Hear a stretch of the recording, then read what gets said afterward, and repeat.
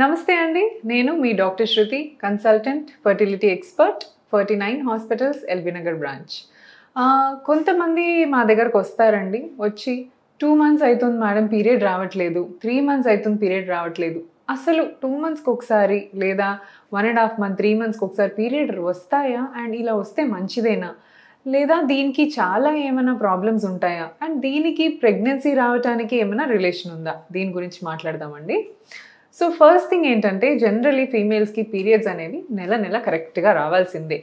ఏదేమైనా సరే పీరియడ్ టైంకి రాలేదు అంటే ఆ విమెన్కి చాలా టెన్షన్ అయిపోతుంది. విమెన్కే కాదు, వాళ్ళ మదర్కి, వాళ్ళ ఇంట్లో వాళ్ళందరికీ పీరియడ్ ఎందుకు రాలేదు అని అడుగుతూ ఉంటారు. So this is such an important thing in the women's life. Cycles కరెక్ట్గా రావటం, సైకిల్స్ టైంకి రావటము చాలా ఇంపార్టెంట్. సో ఎంతోమంది పిల్లల గురించి కంటే కూడా కొంతమంది మాకు పీరియడ్స్ టైంకి రావట్లేదు మేడం, టెన్షన్ అయిపోతుంది, వచ్చినా కూడా కొంచెమే బ్లీడ్ అవుతుంది, మంచిగా బ్లీడ్ రావాలి, మళ్ళీ పీరియడ్ కూడా టైంకి వచ్చినా కొంచెం కాదు మంచిగా బ్లీడ్ అవ్వాలి. సో ఇలా ఉంటేనే మనకి సాటిస్ఫాక్షన్ అనిపిస్తుంది అనమాట. So what has this in relation to pregnancy, దీని గురించి మాట్లాడతాం. జనరలీ పీరియడ్స్ వచ్చేది అండం విడుదలైన తర్వాత. ఇన్ కేస్ ఆ అండం కనుక ఫర్టిలైజ్ కాలేదు అంటే అప్పుడు పీరియడ్స్ వచ్చేస్తాయి. So this is normal thing. ఒకవేళ ఆ ఎగ్ అనేది ఫర్టిలైజ్ అయిందనుకోండి స్పర్మ్ తోటి, దెన్ పీరియడ్స్ అనేవి రావు, ప్రెగ్నెన్సీ కన్ఫర్మ్ అయిపోతుంది. సో ఇది రిగార్డింగ్ నార్మల్ మెన్స్ట్రుయేషన్. సో మనకి పీరియడ్ రాకుండా అసలు ఎందుకు ఉంటుంది? పీరియడ్ సపోజ్ రాలేదనుకోండి, దాని మీనింగ్ ఏంటి అంటే ఐదర్ మీకు ఎగ్గే సరిగ్గా పెరగట్లేదు. సో జనరలీ అమ్మాయికి ఎగ్ పెరుగుతూ ఉండాలి. 2వ రోజు నుంచి మొదలుకొని 14వ రోజు 15వ రోజు వరకు ఎగ్ పెరిగి అప్పుడు విడుదల కావాలి. కానీ ఎగ్గే పెరగట్లేదు. అట్లాంటప్పుడు మీ పీరియడ్ ప్రొలాంగ్ అవుతూ ఉంటుంది. బికాస్ ఎగ్ విడుదల కాదు, దాని నుంచి హార్మోన్స్ ఫాల్ కావు, దాని నుంచి పీరియడ్ రాదు. సో ఎగ్ పెరగట్లేదు వన్ థింగ్. ఇంకొకటి, ఒకవేళ ఎగ్ పెరిగి అది కంటిన్యూస్గా విడుదల కాకుండా అలానే పెరుగుతూ వచ్చిందనుకోండి, సిస్ట్ లాగా మారిపోతుంది. ఇలా సిస్ట్ లాగా మారిపోయినప్పుడు కూడా హార్మోన్స్ కంటిన్యూస్గా ప్రొడ్యూస్ అవుతూ ఉంటాయి. హార్మోన్స్ ఎప్పుడైతే ఫాల్ అవుతాయో అప్పుడే పీరియడ్ రావాలి.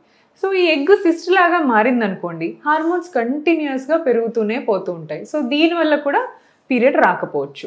ఇంకొక థింగ్, థైరాయిడ్ అండ్ ప్రొలాక్టిన్, ఇవి మన బాడీలో రిలీజ్ అయ్యే ఎండోక్రైన్ హార్మోన్స్ అన్నమాట.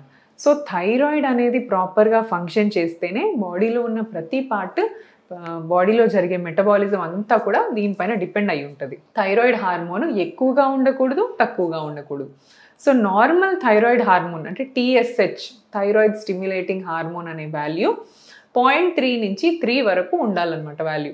0.3 కంటే తక్కువ ఉన్నా పీరియడ్స్లో ప్రాబ్లమ్స్ వస్తాయి, 3 కన్నా ఎక్కువ ఉన్నా పీరియడ్స్లో ప్రాబ్లమ్స్ రావచ్చు. ఇది one thing. The other hormone is prolactin. So prolactin అనేది జనరలీ ఆడవాళ్లలో ప్రెగ్నెన్సీ టైంలో అండ్ డెలివరీ తర్వాత మనం బ్రెస్ట్ ఫీడింగ్ చేసే టైంలో ప్రొలాక్టిన్ అనే హార్మోన్ హైగా ఉంటుంది. సో లాక్టిన్ అంటే milk. So milk producing hormone అనమాట ఇది. సో ఈ స్టేజ్లో ఈ హార్మోన్ హై ఉండాలి.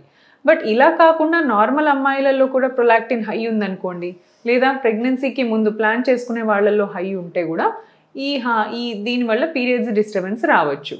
So thyroid hormone, prolactin hormone, and one more important thing is PCOD. So first periods irregularity వచ్చిందంటే చాలామంది ఎందుకు అని కూడా డౌట్ పడట్లేదు, PCOD అని వాళ్ళే ఫిక్స్ అయిపోతున్నారు. బికాస్ అంత కామన్ అయిపోయిందండి PCOD ఈ మధ్య.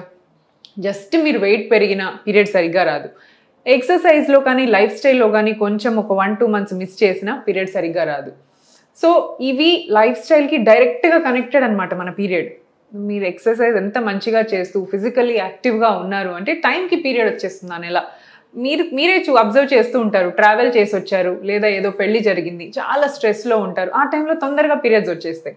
బికాజ్ మన మెటబాలిజం మంచిగా జరుగుతుంది, ఫిజికల్ యాక్టివిటీ బాగుంటుంది, హార్మోన్స్ అన్నీ ఇన్ ప్లేస్ ఉండి పీరియడ్స్ టైంకి వచ్చేస్తాయి. బట్ మీరు అదే మంత్, నేను ఈ మంత్ ఎక్సర్సైజ్ సరిగ్గా చేయలేదు, మిస్ అయ్యాను, కొంచెం డల్గా ఉంది, ఇంట్లో కూర్చునే ఉన్నాను, ఎక్కువ వర్క్లో లేను అనుకున్న టైంలో పీరియడ్స్ డిలే కావచ్చు. So your life style is connected to your periods.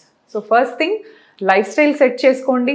Second thing, గైనకాలజిస్ట్ని లేదా ఫర్టిలిటీ స్పెషలిస్ట్ని అప్రోచ్ అవుతే మీకు కావాల్సిన టెస్ట్లు కానీ మీకు అవసరమయ్యే స్కాన్స్ కానీ అడ్వైస్ చేస్తారు.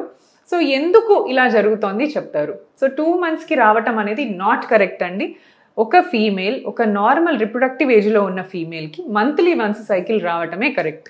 అలా రాకుండా తొందరగా వచ్చినా అంటే 15 డేస్కే పీరియడ్ వచ్చినా లేదా 2-3 మంత్స్కి ఒకసారి వచ్చినా this is not normal. Definitely you have to consult a fertility specialist or your gynaecologist. So a problem ఉంది దాన్ని బట్టి మీకు ప్రెగ్నెన్సీ ప్లాన్ చేయాలా లేదా పీరియడ్స్ టైంకి వచ్చేటట్టు చేయాలా డాక్టర్ డెసిషన్ తీసుకుని ముందుకు వెళ్తారు. సో పీరియడ్స్ అనేది ఒక విమెన్కి చాలా ఇంపార్టెంట్. పీరియడ్ ఇర్రెగ్యులారిటీస్ని కూడా నెగ్లెక్ట్ చేయకుండా ఖచ్చితంగా డాక్టర్ని అప్రోచ్ అవుతే ఫర్దర్ ప్రాబ్లమ్స్ మనం ప్రివెంట్ చేసుకోవచ్చు. Thank you so much.